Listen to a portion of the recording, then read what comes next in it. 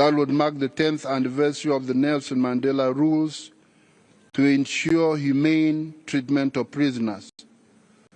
This year, we will also be awarding the Nelson Mandela Prize. This award is given every 5 years to 2 individuals who have dedicated their lives to serving humanity.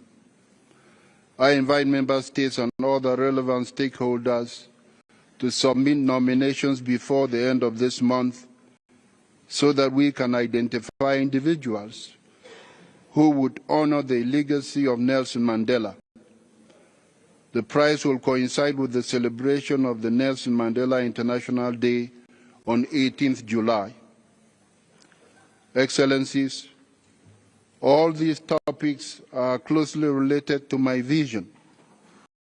These topics aim to promote human rights and preserve human dignity for all everywhere. As President of the General Assembly, I aim to advance the global human rights agenda. We are mindful that strengthening cooperation between the General Assembly and the Human Rights Council, 2 vital pillars of the United Nations, has never been more urgent. I urge all member states to ensure that the Human Rights Council remains a platform for genuine dialogue and meaningful cooperation to promote and protect human rights for everyone, everywhere. Greater resources and support are essential to enabling the Council to fulfill its mandate effectively, particularly as global challenges continue to increase. I look forward to working with all of you to further promote cooperation and complementarity between the Human Rights Council and the General Assembly. Our shared goal is upholding human rights and dignity for everyone, everywhere. I thank you.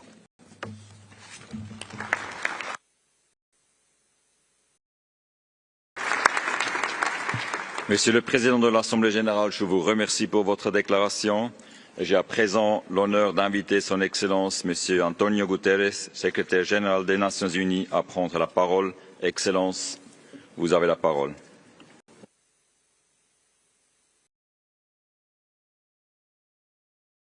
Mr. President of the General Assembly, Mr. President of the Human Rights Council, High Commissioner, Excellencies, ladies and gentlemen.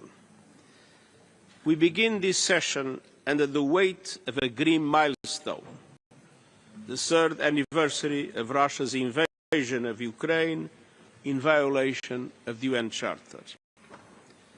More than 12,600 civilians killed, with many more injured. Entire communities reduced to rubble, hospitals and schools destroyed. We must spare no effort to bring an end to this conflict and to achieve a just and lasting peace in line with the UN Charter, international law and General Assembly resolutions. Conflicts like the war in Ukraine exact a heavy toll, a toll on people, a toll on fundamental principles like territorial integrity, sovereignty and the rule of law, and a toll on the vital business of this Council. Without respect for human rights, civil, cultural, economic, political and social, sustainable peace is a pipe dream. And like this Council, human rights shine a light in the darkest places. Through your work and the work of the High Commissioner's Office around the world, you are supporting brave human rights defenders, risking persecution, detention and even death. You are working with government, civil society and others to strengthen action on human rights, and you are supporting investigations and accountability. 5 years ago, we launched our call to action for human rights, embedding human rights across the work of the United Nations around the world in close cooperation with our partners. I will continue supporting this important work and the High Commissioner's Office as we fight for human rights everywhere. Excellencies, we have our work cut out for us. human rights are the oxygen of humanity, but one by one, human rights are being suffocated by autocrats, crushing opposition because they fear what a truly empowered people would do, by a patriarchy that keeps girls out of school and women at arm's length from basic rights, by wars and violence that strip populations of their right to food, water and education, by warmongers who thumb their nose at international law, international humanitarian law and UN Charter. Human rights are being suffocated by the climate crisis and by a morally bankrupt global financial system that too often obstructs the path to greater equality and sustainable development. By runaway technologies like artificial intelligence that hold great promise, but also the ability to violate human rights at the touch of a button. By growing intolerance against entire groups, from indigenous peoples to migrants and refugees, to the LGBTQI+ community, to persons with disabilities. And by voices of division and anger who view human rights not as a boon to humanity, but as a barrier to the power, profit and control they seek. In short, human rights are on the ropes and being pummeled hard. And this represents a direct threat to all of the hard-worked mechanisms and systems established over the last 80 years to protect and advance human rights. But as the recently adopted Pact for the Future reminds us, human rights are in fact a source of solutions. And the Pact provides a playbook on how we can win the fight for human rights on several fronts. First, human rights through peace and peace through human rights. Conflicts inflict human rights violations on a massive scale. In the occupied Palestinian territory, violations of human rights have skyrocketed since the horrific Hamas attacks of October 7 and the intolerable levels of death and destruction in Gaza. And I am gravely concerned by the rising violence in the occupied West Bank by Israel's settlers and other violations, as well as calls for annexation. We are witnessing a precarious ceasefire. We must avoid at all costs a resumption of hostilities. The people in Gaza have already suffered too much. It's time for a permanent ceasefire, the dignified release of all remaining hostages, irreversible progress towards a two-state solution, an end to the occupation, and the establishment of an independent Palestinian state with Gaza as an integral part. In Sudan, bloodshed, displacement and famine are engulfing the country. The warring parties must take immediate action to protect civilians, uphold human rights, for diplomacy and hostilities, and forge peace. The recent joint summit in Tanzania and domestic and international human rights monitoring and investigation mechanisms. The sovereignty and territorial integrity of the DRC must be respected. The Congolese people deserve peace. In the Sahel, I call for a renewed regional dialogue to protect citizens from terrorism and systemic violations of human rights and to create the conditions for sustainable development.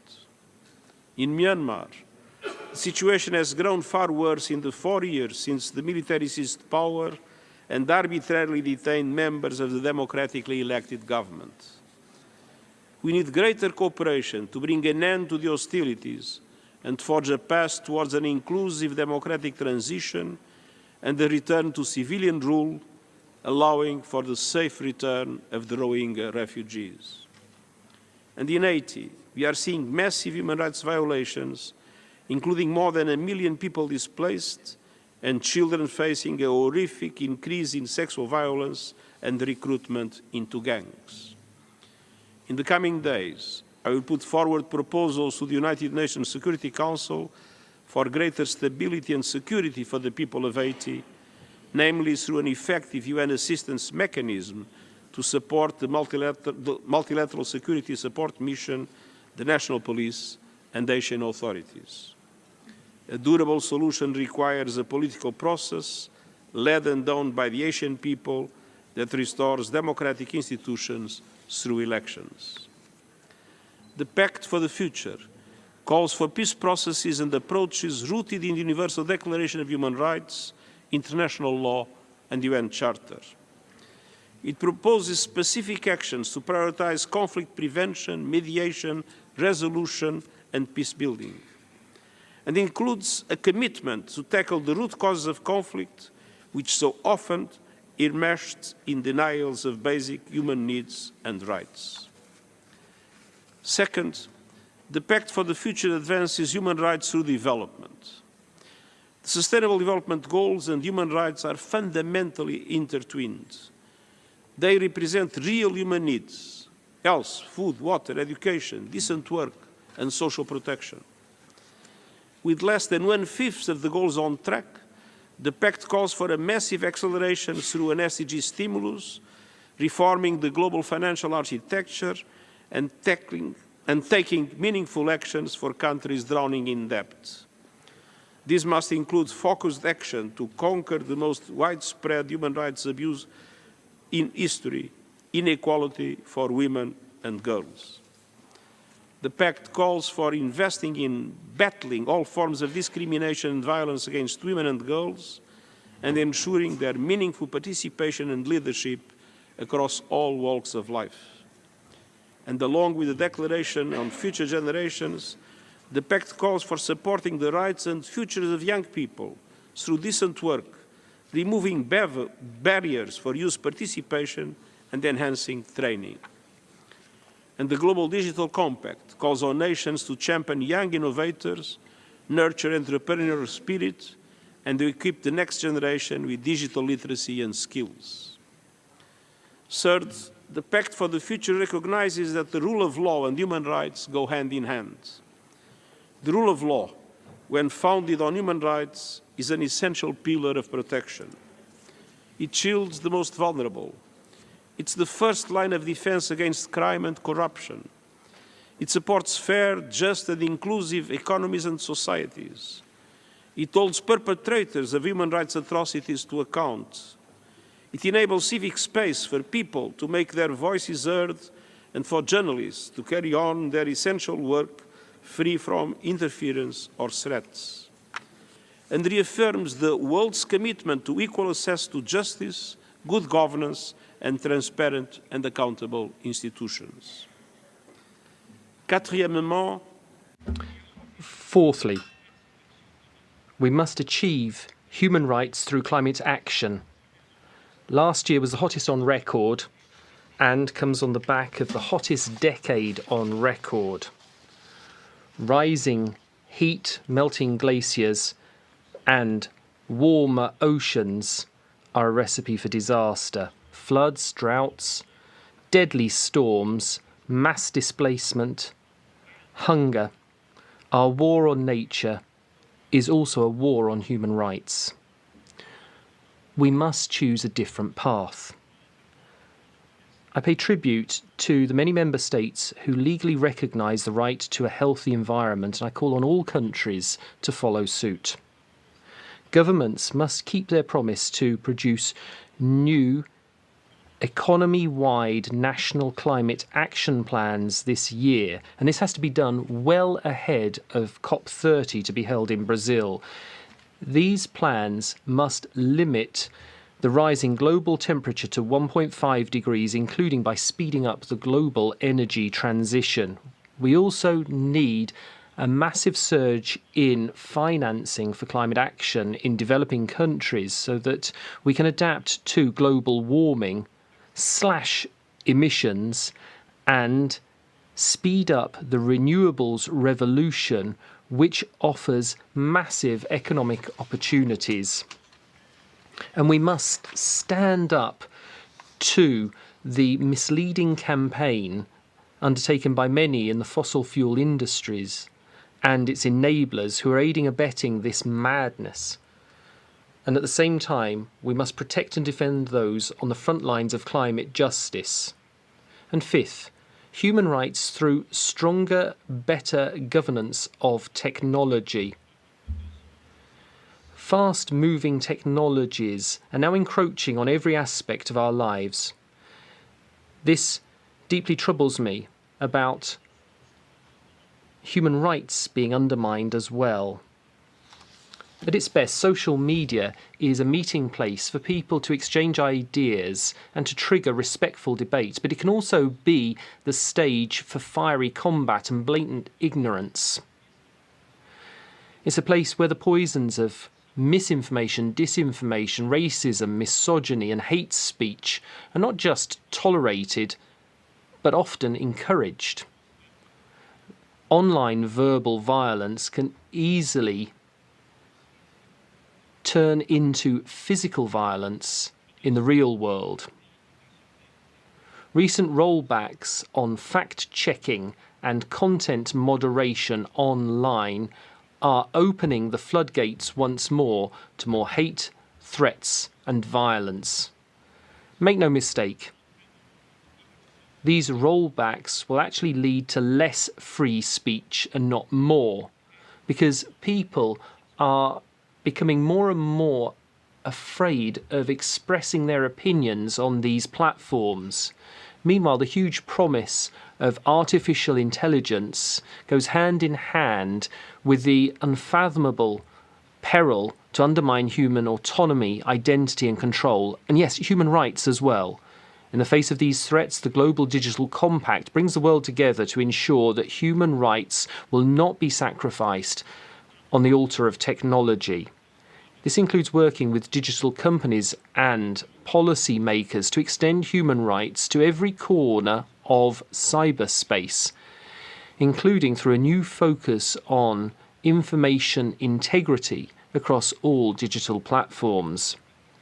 The Global Principles for Information Integrity that I launched last year will support and underpin these efforts as we push for a more humane information ecosystem.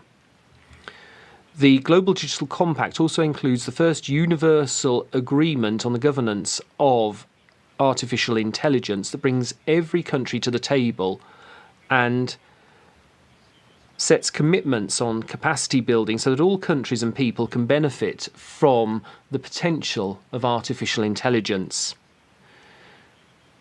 We need to invest, though, in affordable internet, digital literacy and infrastructure. By helping developing countries to use artificial intelligence to grow small businesses, improve public services and connect communities to new markets, and by placing human rights at the centre of AI-driven systems. The Pact's decisions to create an independent international scientific panel on AI and an ongoing global dialogue that ensures that all countries have a voice in shaping its future are important steps forward. We must implement them. Excellencies, ladies and gentlemen, we can help end the suffocation of human rights by breathing life into the Pact for the Future and the work of this Council. Let's do it together. We have no time to lose. I thank you.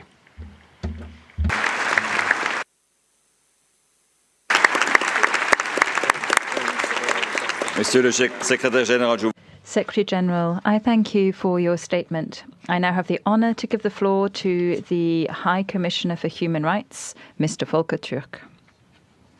High Commissioner, you have the floor, sir. Monsieur le Président, President, Secretary General, distinguished delegates, the international system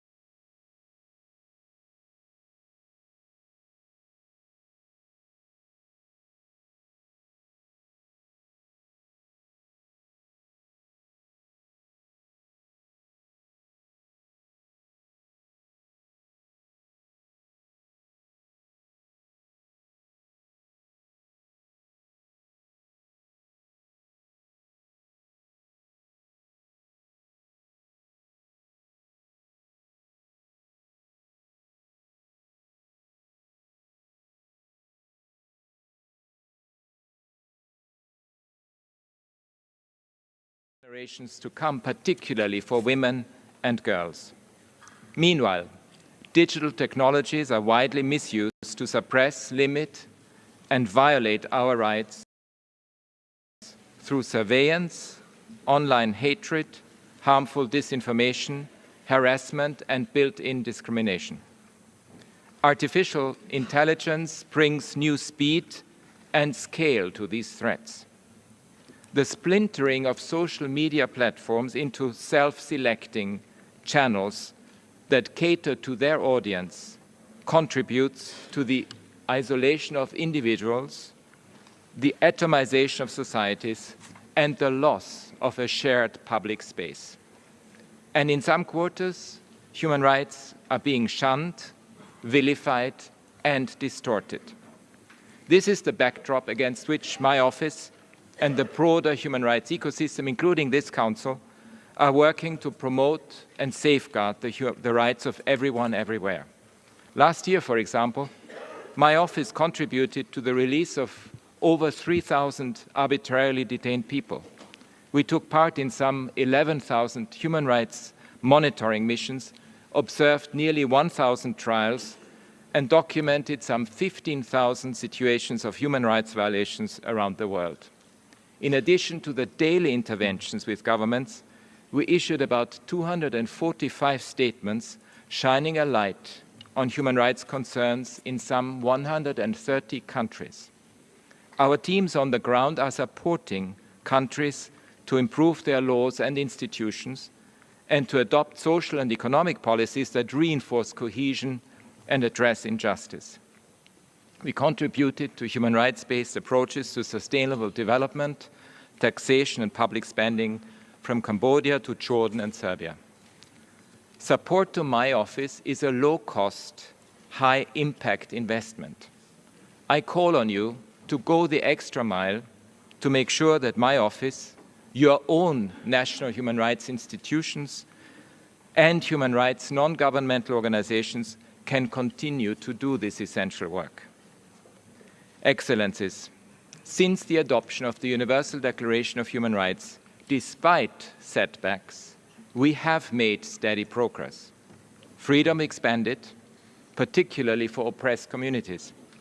There was widespread understanding that human rights are the foundation of effective governance, sound economic policies, and social cohesion.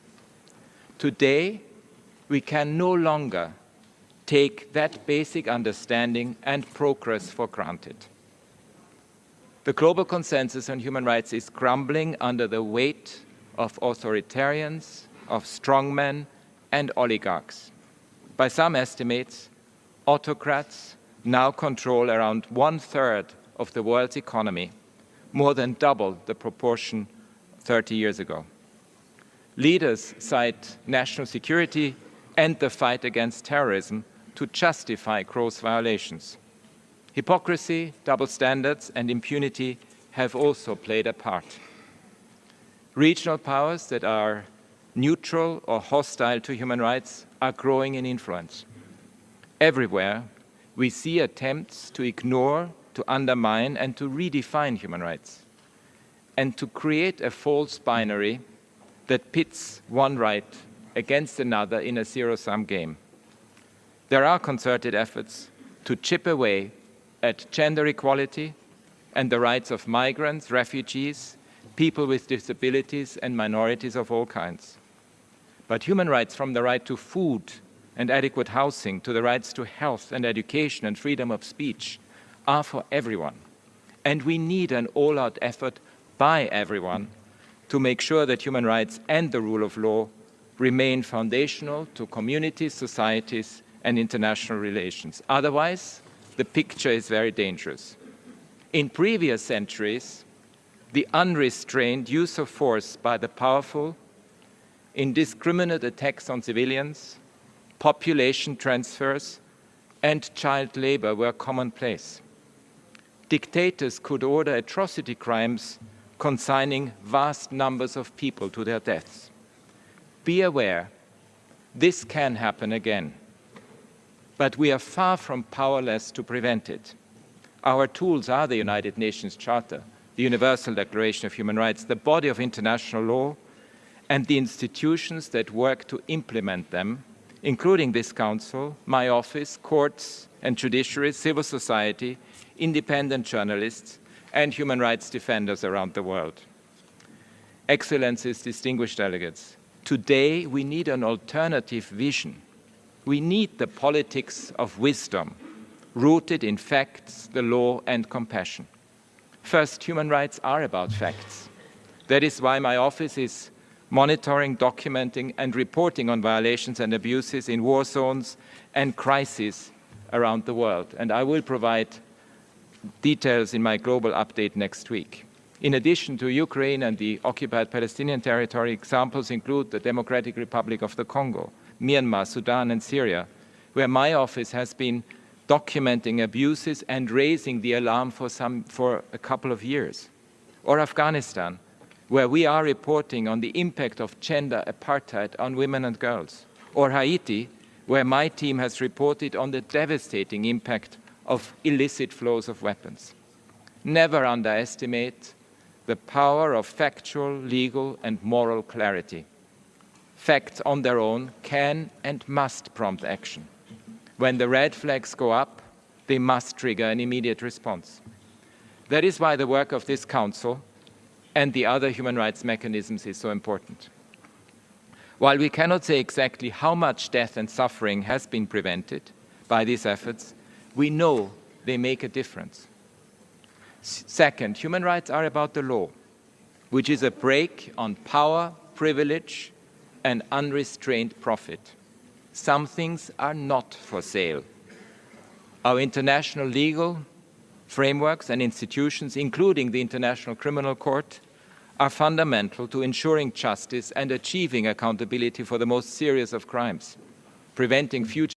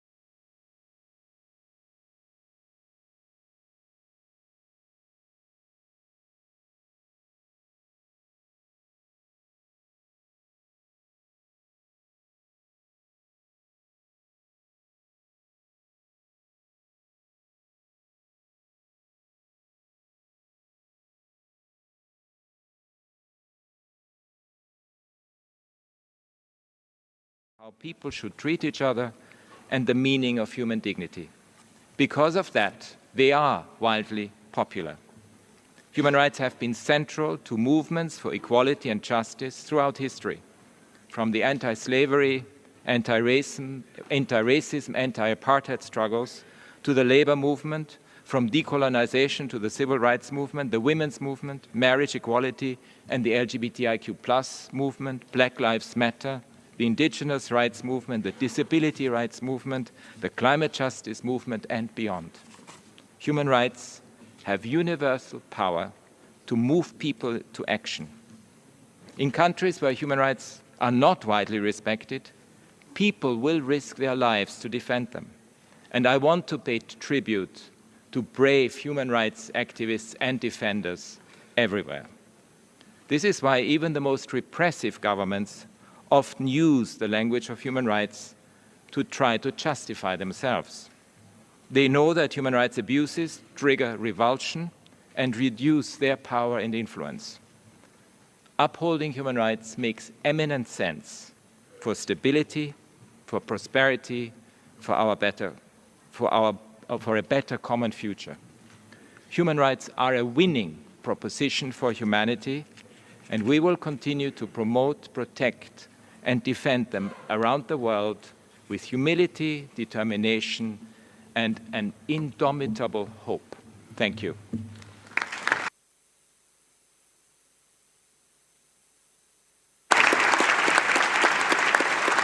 Monsieur le Haut-Commissaire. High Commissioner, I thank you for your statement. Finally, I have the pleasure of inviting the head of the Federal Department of Foreign Affairs of Switzerland, His Excellency Ignacio Cassis, to deliver a statement on behalf of the host country. You have the floor, sir.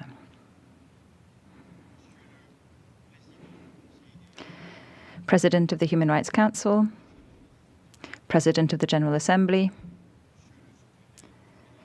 Secretary General, High Commissioner for Human Rights, Ministers, Excellencies, ladies and gentlemen. Like every year, it is my great pleasure to welcome you here in Geneva today. But today,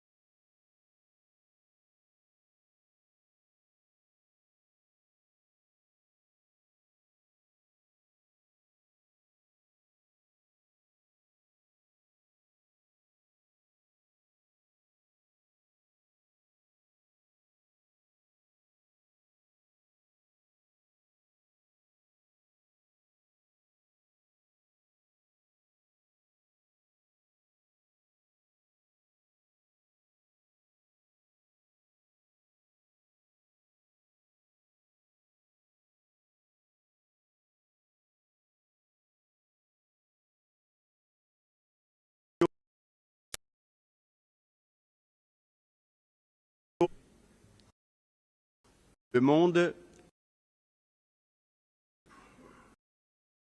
quelles sont les raisons?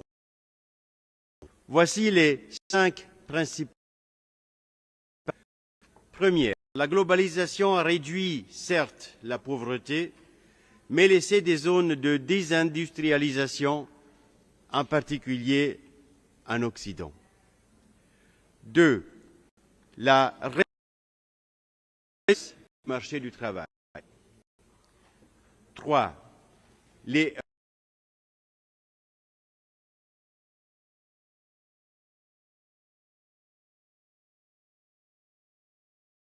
individus et sociétés. 4. Les réseaux sociaux des divisions et influencent la gouvernance. 5. Les crises climatiques amplifient un sentiment de chaos dans la défiance envers les dirigeants. Que peut faire ce Conseil? Révèle une crise profonde de confiance, mais également une crise de repères.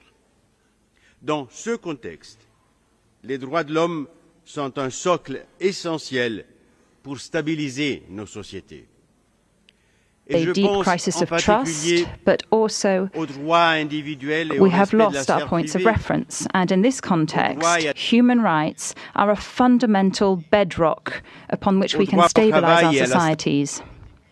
I'm thinking in particular of individual rights and respect for privacy, the right to free and transparent elections, the right to labour and economic stability, the right to freedom of expression, with the responsibility of the media being recalled, and also the right to a sustainable environment. 19 years on from the creation of the Human Rights Council in 2006, one is forced to note that the challenges are growing. The war in Ukraine, and today we mark the third anniversary with a great sense of sorrow, is a tragic example of that. You must also take into account the ongoing tensions in the Balkans, the Caucasus, conflict in the Middle East, instability in Northern Africa, and war in sub-Saharan Africa. The international context is increasingly alarming. While I was preparing this statement for the seventh consecutive year, my optimism gave way to increased realism. I am now convinced that it is more necessary than ever before to focus our efforts on the protection of fundamental rights, especially as regards the right to freedom of expression, of religion and of association, our right to life and to equality before the law, to education, our right to ownership, and the total prohibition of torture and slavery. As we face threats against democracies, the Human Rights Council of the United Nations must act united and with determination.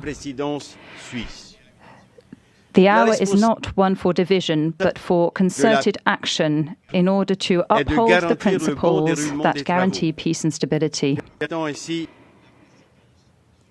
And that is something that the Swiss presidency can achieve. The primary responsibility of the Swiss presidency is to ensure the smooth running of the Human Rights Council work, thereby enabling it to fully deliver on its mandate. Human rights are not a luxury, but a necessity. As our ambassador Jörg Glaubens said just after he was elected in December 2024. Switzerland is concerned by the decisions of some member states to withdraw somewhat from the Council. Human rights are a matter of concern for all of us. Every member of the United Nations should shoulder its responsibilities in this respect. The Swiss presidency is not merely an honor, it is a matter of responsibility. And so I would like to take this opportunity to express my full support for Jörg Glaubens, whose long experience within the United Nations, both in New York and here in Geneva, will serve him well as he seeks to achieve this mission. Switzerland will continue to carry out with determination the responsibilities it has assumed over the past 2 years on the United Nations Security Council. As pillars throughout this mandate, we have consistently underscored the importance of international humanitarian law and fundamental rights as pillars of peace and security. It is with the same commitment that we are preparing for our OSCE presidency in 2026, determined to strengthen dialogue and cooperation in Europe. 80 years Switzerland stands for effective, targeted multilateralism rooted in the principle of subsidiarity. 80 years after the founding of the United Nations, the state of the world serves as a pressing reminder that our mission is far from complete. Thank you for your attention, and I wish you all productive Excellences, discussions. Mesdames et Messieurs, cette année,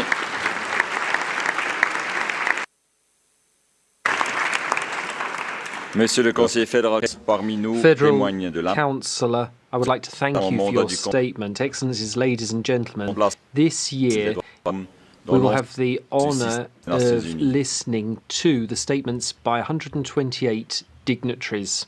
Their presence here reflects the importance that we attach to the Human Rights Council and its central role in the human rights system. Resources, the efficiency of the Council is of paramount importance. The Vice President and I will ensure that meetings start on time and that speaking times are respected so that our meetings and the session as a whole can be completed within the allotted time. I wish to take this opportunity to reiterate the importance I place on ensuring inclusivity in our work. It is essential that this Council provides a safe and inclusive space for all stakeholders to actively participate. In this regard, I wish to emphasize that personal attacks against the Council's mandate holders, any form of harassment against any participant in this Council, and all acts of reprisals and intimidation against civil society representatives will not be tolerated. As President, I can assure you that I will follow up on all allegations that I may receive concerning acts of reprisal and intimidation committed against persons because of their participation in the work of the Human Rights Council, its mechanisms and procedures. Excellences, Mesdames et Messieurs, Excellencies, ladies and gentlemen, it is now my honour to open the high-level segment, which will continue until Wednesday afternoon. And avant le début de chaque séance et à maintenir le silence afin de perturber les interventions. Étant donné le nombre élevé des dignitaires qui s'adresseront au Conseil, je demande aux délégations de bien vouloir informer le secrétariat plus tôt que possible de tout éventuel. Pour rappeler que nous avons convenu d'un temps de parole du gouvernement et de 5 minutes pour tous les autres participants. Qu'afin de faciliter le travail des interprètes, il est demandé aux délégations de fournir une copie de leur discours en avance au service de conférence. J'aimerais rappeler aux délégations de télécharger une version électronique de leur discours via le système d'inscription en ligne à la liste des orateurs afin que ceux-ci soient postés sur l'extranet du Conseil. Il est impératif de télécharger les discours en format Word aux personnes handicapées. Veuillez noter que les discours téléchargés en format non accessible seront postés sur le site. Le segment de haut niveau avec Monsieur Luis Alberto Arque Catacora, président constitutionnel de l'État plurinational de Bolivie. C'est un message par vidéo. Presidente del Consejo de Derechos Humanos, hermano alto comisionado de las Naciones Unidas para los Derechos Humanos, y distinguidos jefes de y representantes de los y observadores de derechos humanos. Y un honor dirigir. El Nacional de Bolivia es miembro del Consejo de Derechos Humanos por cuarta vez. 6. Destino inequívoco de nuestro compromiso irrenunciable con la promoción y protección de los derechos humanos. Desde nuestra primera participación, el año 2008, hemos demostrado con acciones concretas particulares históricamente marginadas es una prioridad de Estado en nuestro país. Bolivia es un miembro constructivamente con sus mecanismos. Hemos desempeñado varios roles como vicepresidentes del Consejo, facilitadores de las discusiones sobre eficiencia y racionalización, punto focal para asuntos de género, y recientemente hemos llevado adelante nuestro cuarto universal. Señor presidente, el contexto mundial actual es complejo. Nos encontramos afectados por las consecuencias de una crisis multidimensional capitalista, la pobreza en general, desplazamientos forzosos, los efectos nocivos del cambio y la crisis climática agravados por un sistema de producción irracional, las guerras imperialistas, colonialistas y neocolonialistas por el control de los recursos naturales, el irrespeto a la libre determinación de los pueblos y a la vida digna con la imposición de los económicos y medidas coercitivas de pueblos solidarios y soberanos.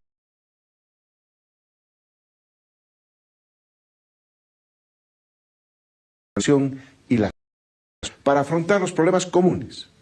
Y nuestro camino debe ser el compromiso con el refuerzo del multilateralismo efectivo. Bolivia reconoce el papel fundamental del Consejo de Derechos Humanos como un espacio que, lejos de estándares, debe promover la universalidad e individualidad. Nuestra política de derechos humanos prioriza el tratamiento balanceado de los derechos civiles y políticos y los derechos económicos, sociales y culturales en específico. Los derechos individuales no pueden ni deben ser separados de los derechos colectivos y a la inversa. Bolivia ha trabajado en la promoción del derecho al desarrollo, la garantía de una vida para niñas y niños, plenas personas adultas con discapacidad. También como una prioridad los derechos de nuestros pueblos indígenas y originarios, de las comunidades campesinas y afrodescendientes, así como de nuestra madre tierra, entendida como no solo a nivel nacional, sino también una mirada internacional. Bolivia es un Estado que promueve la cultura con firmeza toda forma de agresión y dominación.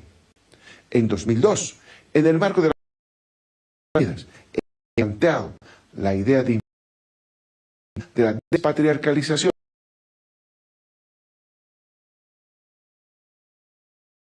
de mujeres y garantía equitativa en la toma de decisiones, desafiando las estructuras que aún limitan el ejercicio pleno de sus derechos. Naciones Unidas para la Infancia, UNICEF, evidencia y el Caribe, redoblamos nuestro compromiso con una infancia y adolescencia libres de violencia, explotación y discriminación. En el marco del Consejo de Derechos Humanos, impulsamos la defensa de los derechos de quienes trabajan. Es fundamental que nuestra acción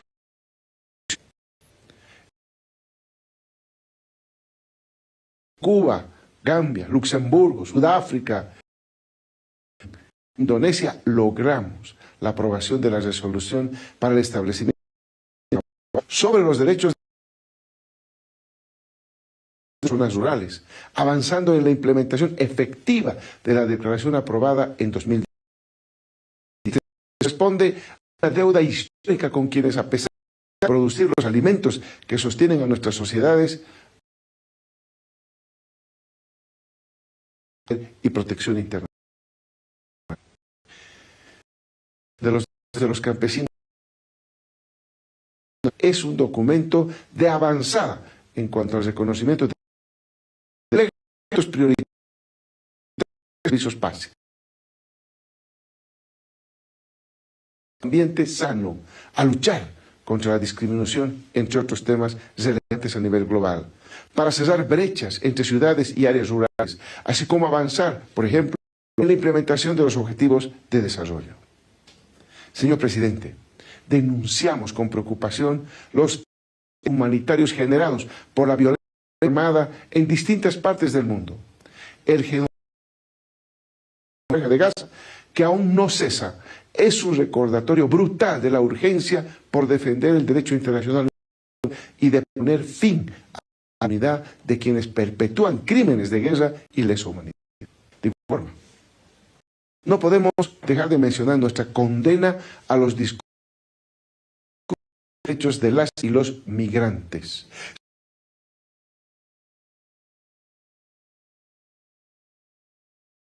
Migrante al desarrollo económico de la sociedad del planeta. Bolivia cree en un multilateralismo inclusivo, solidario y transformador.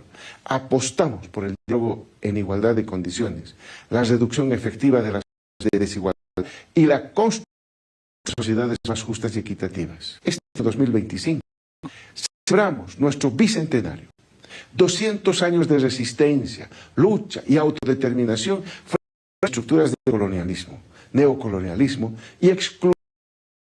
Hoy en esta fecha nuestro pleno compromiso con un mundo donde la dignidad humana prevalezca sobre la desigualdad y la opresión. Seguiremos levantando nuestra voz en defensa de la madre tierra y de un orden mundial verdaderamente justo, donde sea una realidad para todas y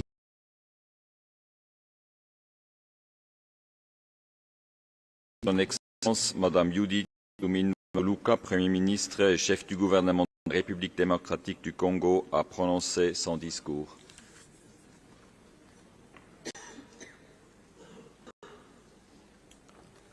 Excellence.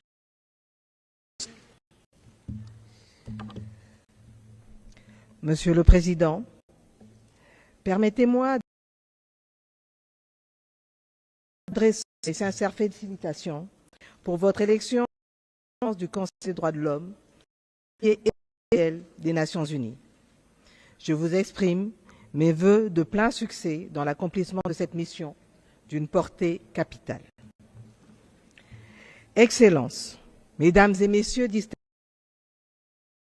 c'est avec gravité que je m'adresse à vous aujourd'hui. Excellences, Monsieur le Président de la République, Félix-Antoine Tshisekedi Tshilombo, ainsi qu'au nom du peuple congolais.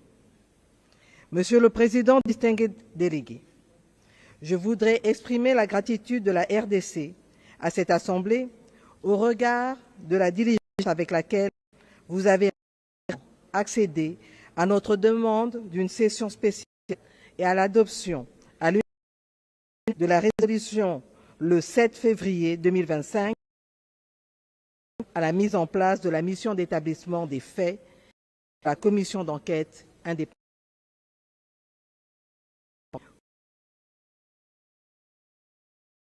Encore aujourd'hui victime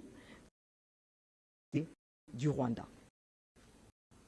Le gouvernement de la RDC s'engage à contribuer à la mise en œuvre de cette résolution dernier, notamment en facilitant le travail de la commission d'enquête indépendante qui sera mise sur pied pour documenter les violences des droits de l'homme et du droit international humanitaire dans les provinces du Nord et du Sud Kivu. C'est dans ce même élan que nous voulons saluer l'adoption à l'unanimité de la résolution du Conseil de sécurité du 21 février 2025, enjoignant clairement le Rwanda de quitter le territoire congolais et de cesser tout soutien au mouvement terroriste du M23. Il en est de même de la résolution adoptée le 13 février 2025 par le Parlement européen qui a mis en lumière l'exploitation illégale des ressources naturelles par le Rwanda. Nous voulons saluer également la résolution prise par le Conseil de paix et sécurité de l'Union africaine et espérons des mesures coercitives pour la mise en œuvre de toutes ces recommandations en faveur de la paix. Ainsi, au regard des massacres et des exécutions sommaires qu'ils continuent de perpétrer sur notre sol, nous en appelons à des sanctions dissuasives pour permettre de restaurer l'ordre et la sécurité et protéger ainsi des milliers de Congolais vivant à Goma, Bukavu et dans d'autres localités sous occupation. Nous continuons à ce jour d'enterrer les morts que nous n'avons pas cessé de dénombrer et de compter, des millions de déplacés sans abri dont la plupart des camps ont été détruits par les forces d'occupation. La situation sécuritaire et humanitaire dans l'est de la République démocratique du Congo a atteint des niveaux alarmants. Selon les chiffres du ministère de la Santé, Depuis le mois de janvier 2025, le conflit a provoqué, entre autres, la mort de plus de 7000 compatriotes, dont plus de 2500 corps enterrés sans être identifiés et plus de 1500 corps traînent encore dans les morgues. Plus de 215 cas de choléra identifiés et plusieurs avec risque d'expansion. La destruction de plus d'accueil des déplacés internes, des attaques contre les hôpitaux et entrepôts humanitaires. Plus de 450 000 personnes, selon l'ONU, nourriture et eau, de 27 millions sont en besoin d'assistance humanitaire et plus de 2,1 millions de déplacés internes en République démocratique du Congo, particulièrement à l'Est. Mesdames et Messieurs, la RDC, en tant que membre de ce Conseil, réitère son engagement à continuer à œuvrer pour la promotion et la protection des droits de l'homme. Par ailleurs, suite au récent passage de notre pays au 4e cycle de l'examen périodique universel et devant le Comité pour l'élimination de la discrimination à l'égard des femmes, nous nous engageons à développer un plan d'action de mise en œuvre des recommandations de l'examen périodique universel et des organes de traité et comptant sur l'appui du Haut Commissariat aux droits de l'homme pour sa finalisation et l'échange des bonnes pratiques. Faisant suite au discours du président de la République devant cette auguste Assemblée lors de la 52e session, nous continuons de travailler dans d'autres domaines clés, notamment la justice transitionnelle, l'amélioration de la situation des femmes et des enfants, ainsi que celle des conditions de détention des détenus selon les priorités fixées par mon gouvernement. Concernant le droit à un environnement sain, la République démocratique du Congo, conformément à ses engagements en tant que pays solution, avec ses minerais stratégiques, ses forêts et sa biodiversité, continue de jouer son rôle pour la préservation de l'équilibre environnemental mondial, protégeant ensemble cet équilibre. Mesdames et Messieurs, il m'est impossible de vous décrire les cris et les larmes de millions de victimes de ce conflit. Femmes, filles violées, enfants en relais de force, déplacés et orphelins. En outre, les défenseurs des droits de l'homme, les journalistes, les artistes, témoins de cette tragédie à l'Est, n'ont pas le droit de la raconter. Ceci nécessite une réponse internationale renforcée et coordonnée. Nous appelons donc la communauté internationale à renforcer son soutien humanitaire, à fournir des ressources pour permettre une bonne prise en charge des milliers de blessés, de déplacés et de s'assurer du respect du droit international humanitaire, car ces principes sont essentiels pour sauver des vies et alléger la souffrance des Congolais. Monsieur le Président, Mesdames et Messieurs, les violences qui empêchent des milliers d'accès aux droits fondamentaux tels que l'accès à l'eau, à l'électricité et à l'alimentation. Ceci n'est pas seulement le cas démocratique du Congo, mais notamment au Soudan, en Haïti et en Ukraine. Mon pays contre les causes des conflits et imposer la paix dans le monde par des mécanismes de justice transitionnelle et de lutte contre l'impunité. Juge implacablement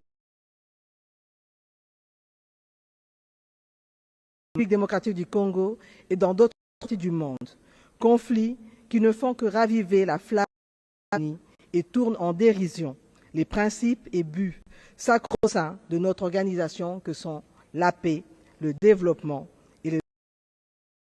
Nous pouvons changer le cours de l'histoire et nous avons le futur.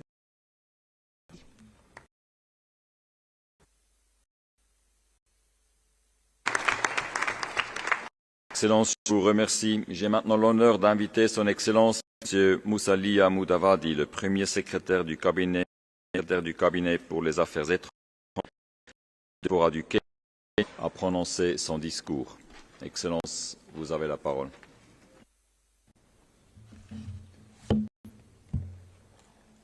Mr. President, Excellencies, colleagues. First, may I begin by congratulating you, Mr. President, on your assumption of the Council's presidency. Indeed, your presidency comes at a trying moment in international relations, where emerging security challenges and geopolitical flux are uniquely impacting on the phenomenon and protection of human rights globally. Notably, the incidences of war and conflict persist, rising cases of crimes against humanity, war crimes and even genocide. The implication is that the Council's crucial role in addressing abuses, preventing conflict, and its emphasis on the need for peace has become more important. Today, we are witnessing violent conflict characterized by indiscriminate attacks on civilian populations, including schools, hospitals, use of sexual and gender-based violence as a weapon of war, rise in violent extremism, dissemination of economic livelihoods, and forced displacements.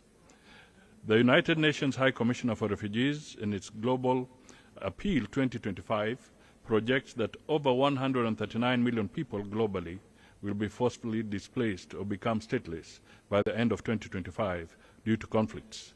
Most of these are vulnerable people from developing countries. Recent reports by UNICEF indicate nearly 47 million children are displaced due to conflict, with the numbers expected to continue increasing. The global organization Save the Children International reports that 1 in 11 children are being denied of their basic rights to live, learn, be protected, and prosper due to violent conflict, adverse climate change, and global economic instability. Today in Africa, over 2.8 million children are out of school.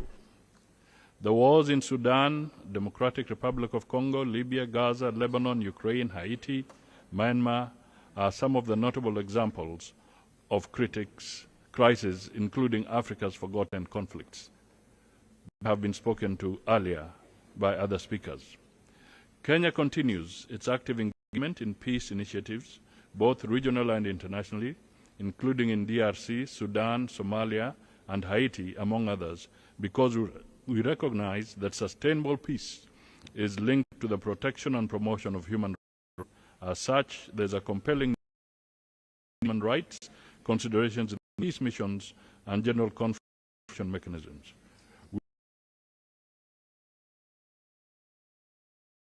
Political rights abuses, which are often the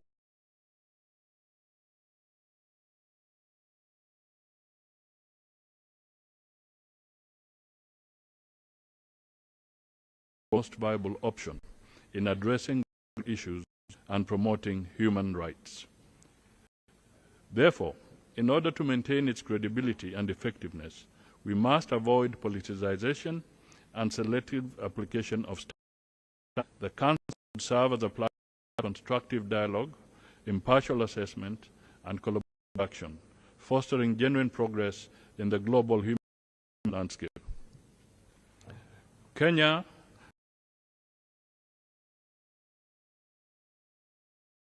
particularly in the face of rising xenophobia, Afrophobia, and racial discrimination.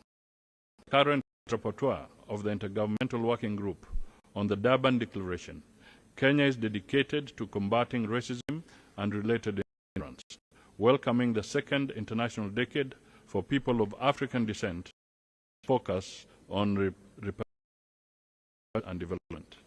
It is important to mention the AU theme of the year, Justice for Africans and the People of the African Descent, operations, a clear demonstration of Africa's commitment to justice, accountability,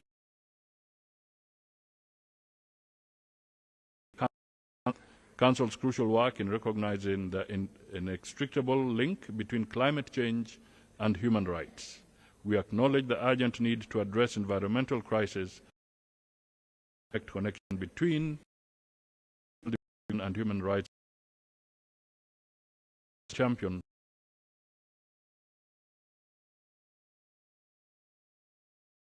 emphasize the importance of respecting the principles enshrined in the Paris Agreement. We believe that climate finance and the Loss and Damage Fund are critical and represent the bare minimum of what is necessary for a just transition and broader climate justice. We bear witness to the profound impact in worsening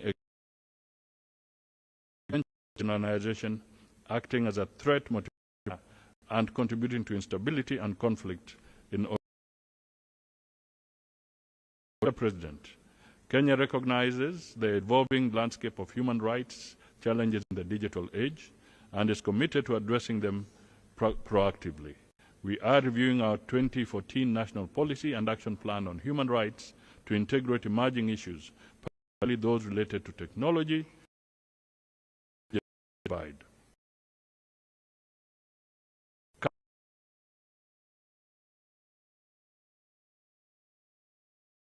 Critical infrastructure and skills necessary for full participation in the information society. We emphasize that bridging the digital divide is essential to prevent technology from worsening. Kenya aims to advocate for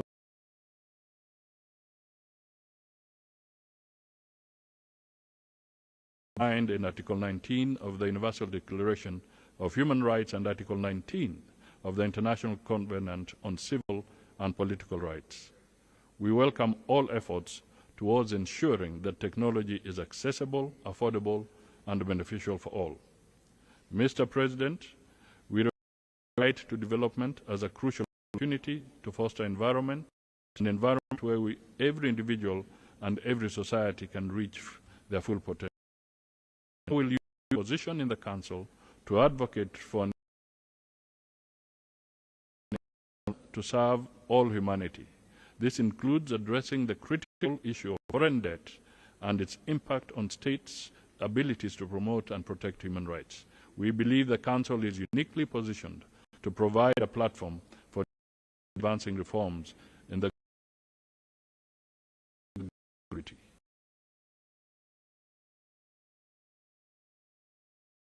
Rights is evident. National human rights instruments. The government remains dedicated to their full and effective implementation, which entails both regular reporting to treaty bodies and constructive engagement in dialogue with them. Additionally, of the Regional Human Rights Community of Justice, Africa Charter on Human People's Rights. Domestically, Kenya has implemented various legal, policy, judicial, and other mechanisms to safeguard the enjoyment of these rights by all citizens. In 2010, Kenya established one of the most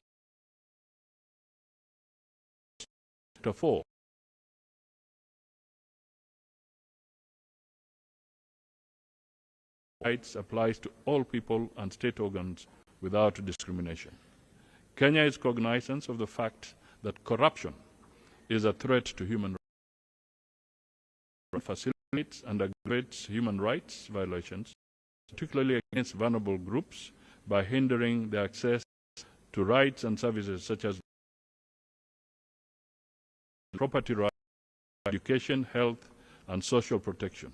We continue to strengthen institutions, legislation, regulations, and policies to fight corruption, including the Ethics and Anti-Corruption Commission. Has upheld its commitment for procedure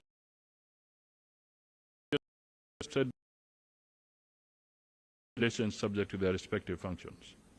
And in recognition of the valuable contribution of civil society organizations, public and national human rights commissions, Kenya actively engages with them through various fora and incorporates their perspectives in its periodic reports.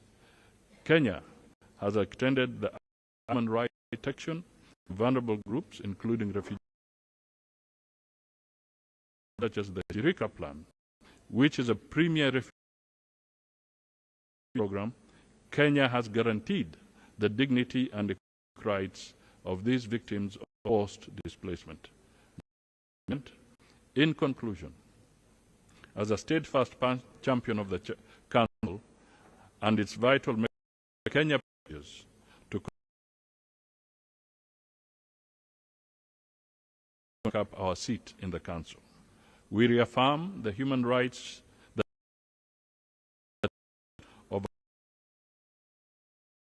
Constitution and the Universal Declaration of Human Rights as the bedrock of international human rights standards.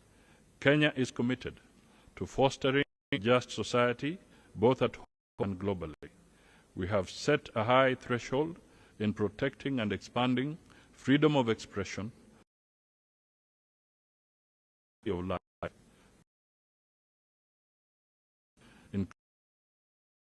and femicide, amongst others.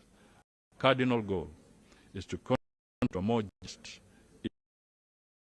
rights respecting world for all. I thank you.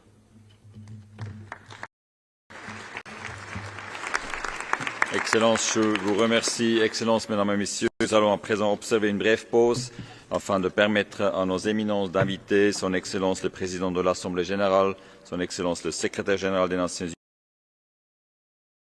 de prendre congé. Je prie respectueusement les délégués du bien. Nous reprendrons immédiatement nos travaux avec l'ouverture du segment de haut niveau. Je vous remercie.